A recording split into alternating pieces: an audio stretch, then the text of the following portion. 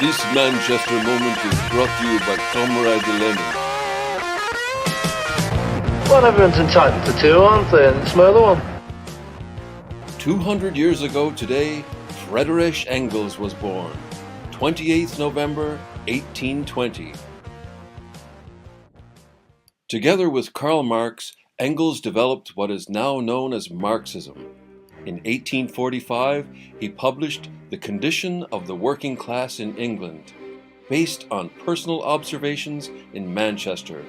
In 1848, Engels co-authored the Communist Manifesto with Karl Marx. The Engels family owned a large cotton textile mill in Salford. In 1842, his parents sent the 22-year-old Friedrich to Manchester. He was to work in the Salford offices of Marx and Engels, which made sewing threads. On his way to Manchester, Engels met Karl Marx for the first time. Friedrich Engels lived in Manchester for nearly 30 years. Engels found the working and living conditions of the people who worked at his father's mill in Salford so repulsive that he started writing about it. A third of the workforce were children as young as 5 and 6 years old. They worked for 12 to 16 hours a day, 6 days a week, without a break for meals, in hot, stuffy, poorly lit, overcrowded factories, to earn as little as 4 shillings per week. He wrote this book as a warning to the people of his hometown in Germany. On that count, the book was a failure, as his idyllic hometown could not resist, and too soon it became a carbon copy of the filthy, deplorable conditions in Manchester.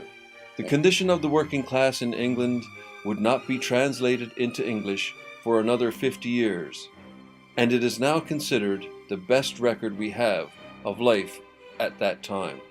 It was this work that inspired Karl Marx. Engels and Marx went on to write many great works together. The Communist Manifesto was written here in the Chetham Library. Engels lived a double life. By day he was an industrialist, making fortunes in his mill and here at the Manchester Stock Exchange. By night he met with those who shared his communist and revolutionary convictions. He adopted secretive methods in order to keep these two lives separate. He enjoyed going out drinking in such places as the Crescent and would invite Karl Marx up from London so they could collaborate together.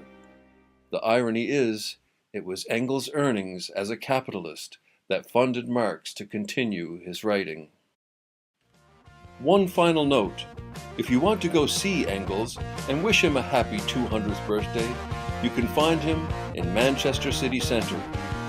Don't throw the baby out with the bathwater, a story with a familiar tale. Artist Phil Collins found this particular likeness of the socialist thinker dumped in an agricultural compound in a small Ukraine village, a country which outlawed signs and symbols from the communist era in 2015. It was cut in half at the waist and bore traces of blue and yellow paint, the Ukrainian national colors. These colors are still visible on the restored statue.